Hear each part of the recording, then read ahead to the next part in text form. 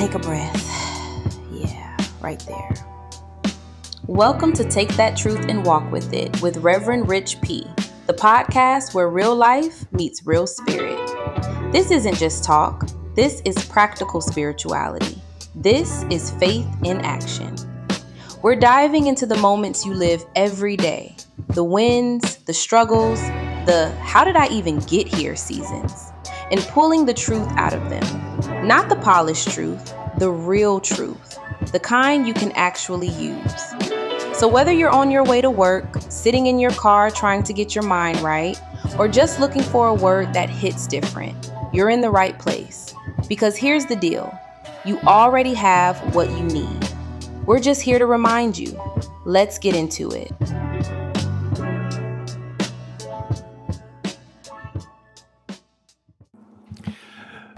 Thank you for joining us here at Take That Truth and Walk With It. I'm Rev Rich P, and I am so glad you're here. Every Wednesday we join here and we have a conversation about practical spirituality, about real life, real faith, and real growth. This isn't about pretending we've got everything figured out. It's about discovering how God's presence meets us in ordinary moments and helps us live with greater purpose, peace, and intention. So wherever you're listening from, whether you're driving down the road, walking through your neighborhood, sitting at the kitchen table with your morning coffee, or it's the end of the day and you're winding down after a long day, thank you for letting me spend a little time with you. So let's go ahead and get started. I've noticed something lately. Almost everyone I talk with says some version of the same sentence. I'm tired. Not a dramatic, just a matter of fact. Almost like we accept it as a normal way of life. Sometimes we feel physically tired, sometimes it's emotionally tired, and sometimes the kind of tired that sleep doesn't seem to want to touch. And I started to wonder to myself, why is this happening, especially now? And years ago, being busy felt exciting. When I always had projects and working and helping and coaching and doing whatever, it felt good to be going because I didn't know how to use downtime. But I guess with age and everything else, it feels like many of us are trying to keep pace with the world that never pauses. And now, especially with our phones are always nearby, news updates arrive every 5 minutes. Messages show up while we're answering other messages, even while we're sitting still. Our attention is moving from one thing to another, and I don't think any of us planned for life to feel this crowded. Yet, here we are. So today's conversation is about finding our way back to a healthier rhythm. So not long ago, I remember I finished a full day of work. The projects were going, emails had been answered, a few things had crossed off my list. By the calendar, it had been a productive day. Yet, I sat down in my chair and felt completely drained. I remember looking around the room and thinking, what exactly wore me out? It wasn't physical labor. It was attention. Every decision required another decision. Every notification invited me somewhere else. Every interruption asked my mind to change directions. And that's when I really realized it. Being connected all day doesn't always leave us feeling connected to ourselves. My attention had been scattered across so many things, so many voices of technology, that I had to spend so much time simply being present. And that was my wake-up call. And I hope it speaks to you as well. Think about the first few minutes after waking up. For many of us, the phone is right there on the nightstand. I know it's within an arm's reach of mine. One glance turns into several. I'll get in there and say, okay, let me see if I have any alerts. Then, I have a message. Then from the message, I'll look at the news. Then from the news, we'll go to social media. And then finally check work emails. The day begins before we even had a chance to even arrive in it. And I found myself doing this every morning. And even before having breakfast or my morning coffee, my mind was already carrying stories from places I've never been, opinions from people I never met, and tasks that didn't even need my attention yet. Yet, one morning, I decided I'm going to go ahead and leave the phone alone. I got my cup of coffee. I sat quietly. I looked out a window.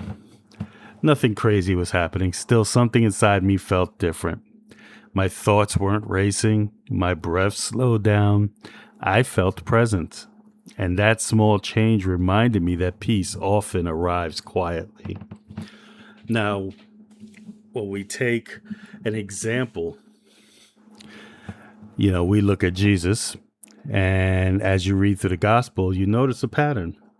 Jesus spent time with people. He taught, he healed, he listened, he encouraged people. He also stepped away and found quiet places. He prayed. He created space where his heart could reconnect with the Father. Part of the story deserves more attention than sometimes it receives, because silence wasn't an interruption to his ministry. It was woven into it. And that challenged me because you're so used to being hustle and bustle. And then there has to be reasons or seasons when I filled every open space because I thought productivity meant faithfulness. Now I've learned that wisdom includes making room to listen. The quiet moments have become places where my perspective begins to settle. And what I'm learning now about taking that moment of rest is I treated rest like something I would get around to. I mean, I make the joke all the time, I'll sleep when I'm dead. But I realized that, burnout is a real thing. I would always say, yeah, I'll take some time once I'm finished everything, which projects never seem to finish. When I was finally complete with a project, when life became less demanding, I'd find a spot. But life never made that offer. There'd always be another email, another responsibility, another request, another opportunity. The list keeps growing. What changed wasn't my schedule. What changed was the way I looked at it. I started asking different questions. Instead of wondering, how much I could fit in a day, I asked whether what I was doing reflects the life I want to build. That question slowed me down. It helps me notice what deserves my energy, and it reminds me that my calendar should support my values instead of competing with them. One of the things I always learned, and it also became a big lesson in my life, was, I love working with people. I love serving people, coaching, technology work, whatever it is. And it didn't matter how I served, whether it was through ministry, coaching, technology, teaching, or creating something new. Helping others has always brought me joy. But there is another side of that, though. When people know you're willing to help, opportunity keeps arriving. Sometimes they're wonderful opportunities, and sometimes they're simply more than one person can reasonably carry. And I've said yes when I should have paused, not because I wanted recognition, because I genuinely cared. Eventually, I realized something. Every yes shapes the life I'm living. And that doesn't mean I stop serving. It means I choose thoughtfully. There's a difference between responding with intention and responding automatically. Learning that has given me more peace than I expected. And I mean, even recently, with everything I know and all the coaching and ministry I've done, I've come to realize that, someone said that when it came to people pleasing, once you learn to be able to put boundaries up, then you do it for other reasons rather than to people please. So a lot of times now, I will tell people, it's like, Rich, could you handle? And I'll be like, sure, give me till this afternoon, or give me till the evening, or give me till tomorrow. So I'm working that time in to try to mitigate my burnout. I make jokes with my age now that, I know when I'm tired or when I need to take that breath because, I feel like I'm becoming the grumpy old man. My mind will start creating scenarios where now I'm pissed off and now things are going haywire for me. And I know when I take a breath, take a nap, or just take time to relax, when I come out of that session or that season, I'm more clear and I can do things. So that's what I've done. So let's look at some of that from a practical spirituality point of view. And this is what's been helping me a lot. So before I begin working each morning, I spend a few quiet minutes asking one question. What kind of person do I want to be today? Now, it doesn't say make a list of what I want to accomplish today.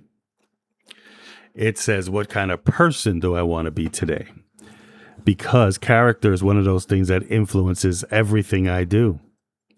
When I begin the kindness, patience, gratitude, or compassion, those qualities have a way of showing up through the day.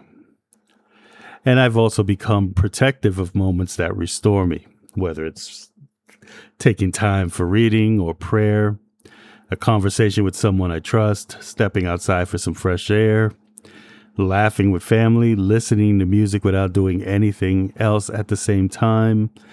And those moments aren't distractions, they're part of living well. And it gives you that full time, that time to kind of just relax and just be you.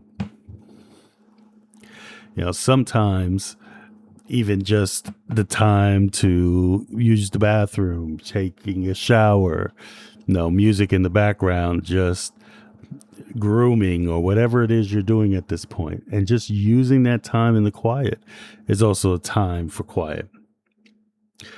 So I'm not going to keep you guys too much this week. So let's go ahead and try and look at the walk. So what I want you to do this week, tomorrow morning, give yourself 15 minutes before looking at your phone. Whether you go make a cup of coffee or tea, just sit somewhere comfortably, take a few slow breaths, read a passage of scripture, spend a little time in prayer, write one sentence about what you're grateful for, then notice how you carry yourself into the rest of the day. You may discover that those first few moments influence everything that follows. I always love the teaching of perspective from The Secret, where they talk about how the young lady, bumps her toe and she's cursing out the cabinet. She's cursing out whatever. She rushes out and everything just starts going wrong that day.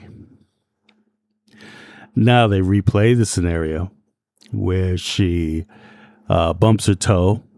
She laughs about it, shakes it off, and now the rest of the day happens to be great. So imagine, rather than bombarding yourself with the news or your emails or all the things you need to do today, you just take a few moments just to enjoy that cup of coffee, or to take a few breaths, or even if you just look out the window, just to start your day with a smile on your face rather than cursing the day. So before we finish up, I just want to leave you with one thought. Your value has never depended on how busy you are. God's love isn't measured about how many tasks you complete. You're already part of that family. You already matter. Perhaps this week you'll discover that creating space for your soul is one of the wisest decisions you can make. So I want to thank you again for spending this time with me, no matter how short it is. I just want to get a message out there. And if this conversation encourages you, share it with someone who's been carrying more than they realize. I always love this. If you haven't read the book or watched the movies, there's a book by Ayn Rand called Atlas Shrugged. And it's an interesting movie and very interesting perspective. But I love the fact that Francisco's had a get-together. And all the billionaires and millionaires are there, and they're all talking amongst themselves. And they're like, well, if you had a chance, after seeing Atlas holding the world on his shoulders, what would you tell him? He says, I would have told him to shrug. So take that, and I hopefully will let you know that, it's time to shrug off a couple of things. Put your phone aside. Take some time for yourself, even if it is just closing your eyes for a minute, taking a breath, and just saying thank you. So as always, you can connect with me at revridgep.com. And if you'd like to continue the journey between episodes, take a look at the Take That Truth and Walk With It journal experience, or any of my journals online, and be more than glad to work with you. So until next Wednesday, As always, take that truth and walk with it. I'm Rev Rich P, and I want to wish you peace and blessings. Take a breath. Let that settle in. Now, don't just hear it, walk it. Because truth isn't something you collect, it's something you live. And the moment you start applying it, everything begins to shift. If something spoke to you today, don't keep it to yourself. Share it, pass it on. Be the light in somebody else's moment. And if you're ready to go deeper, more tools, more truth, more ways to live this thing out in real time, head over to revrichp.com. That's where we keep the conversation going. Until next time, stay grounded, stay intentional, and keep showing up as who you already are. Take that truth and walk with it. Peace and blessings.